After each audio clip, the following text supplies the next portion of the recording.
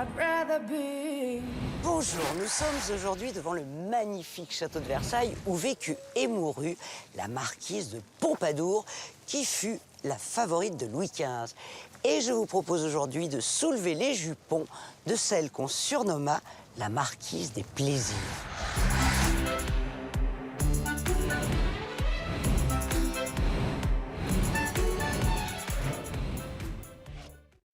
C'est extraordinaire, c'est ce dont tous les hommes rêvent, une femme surprenante. Et on va voir tout de suite, avec Laurent Caille, quels étaient ses petits secrets de beauté.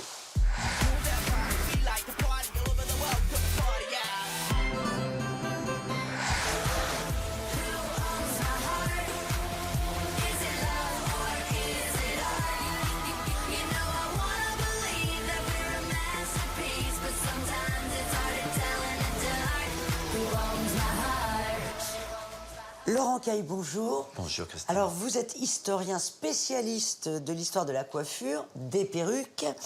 Vous êtes auteur de plusieurs ouvrages sur le sujet. Là, on est dans la chambre de Madame de Pompadour et nous sommes devant sa coiffeuse, qui est sa vraie coiffeuse. Qu'est-ce qu'elle faisait ici, alors? Alors déjà, à la base, ça s'appelle une table de toilette. Oui. C'est-à-dire, c'est là où on va poser les perruques, c'est là où on va faire les maquillages. Avant qu'elle passe là, elle se lève, donc puisqu'on est dans sa chambre, et il y a des hommes, vous m'avez dit, qui assistent à se lever. Effectivement, c'est une séance exceptionnelle d'assister au lever de la Pompadour. Il y a une véritable liste d'attente, il y a la queue au portillon, quoi. Alors pourquoi? C'est la tradition, c'est le protocole, pas de femmes. Quand elle s'installe là, elle se maquille seule ou elle a une maquilleuse ou chamberière? C'est les caméristes, les chamberières qui s'occupent d'elle, qui vont la maquiller.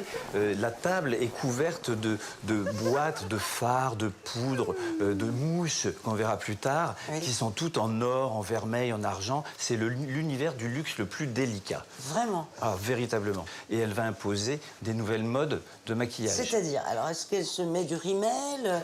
On n'est pas loin, c'est dans l'ambiance, effectivement. Le maquillage reste blanc. Depuis des décennies, depuis Marie Leczinska, le maquillage est très blanc.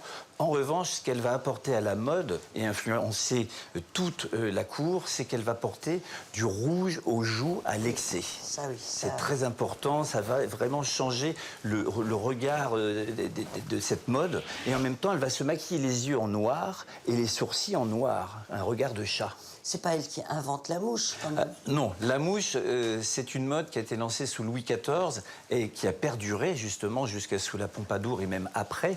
Et en fait, la mouche, à l'origine, est un accessoire en tissu, un morceau de taffetas, oui, qui se colle sur un bouton. Et on appelle ça la voleuse. Ah ouais! C'est une histoire extraordinaire d'expression parce que les élégantes, en fonction de l'appellation des mouches et de leur emplacement, vont signifier aux hommes leur disponibilité et leur sensualité directement. C'est-à-dire? Par exemple, pour partir simple et sage, la mouche sur le front s'appelle la majestueuse. La mouche sur la joue s'appelle la galante. Oui. La mouche sur le nez s'appelle l'effrontée, voire la gaillarde. Ouais. La mouche au-dessus de la bouche, comme Cindy Crawford, on l'appelle la coquette, voire la friponne coquette. Ouais. Et alors, si par exemple je me fais une friponne, ça veut dire à l'homme que... Je suis disponible. Pour faire des trucs... Exactement. Ah, d'accord. Ensuite, on va trouver en descendant, sur le décolleté, près de la gorge, la mouche assassine. C'est-à-dire? Pour attirer le regard. Ah oui. Et en remontant, parce qu'on va finir par les plus belles, on va trouver en dessous de la bouche la volage. Et accrochez-vous bien, celle qui est à côté de la bouche s'appelle la baiseuse. Alors si on met ça... Bon, c'est clair, je suis libre. Madame de Pompadour a une grande influence sur la coiffure. On l'a vu sur les perruques. Parlez-nous un peu de ça. C'est des chignons petite tête. Chignons antiques derrière, des perles, des diamants. Et la banane Pompadour? C'est les modes aujourd'hui des New Pompadour Hairstyle, les nouvelles coiffures Pompadour que portent en Angleterre, c'est ces bananes gommées que portent David Beckham, Olivier Giroud, etc. et de plus en plus de jeunes. Et ça n'a rien à voir avec la Pompadour. Parce qu'ils ne portent pas de chignons, ils ont les cheveux rasés, et la Pompadour ne portait pas de volume. Donc il n'y a aucun rapport. Eh bien, merci beaucoup, Laurent Caille. Quant à vous, je vous retrouve très prochainement pour soulever de nouveaux jupons. Elle est inhumée où? Alors, à l'église des Capucines. Et aujourd'hui? Et aujourd'hui...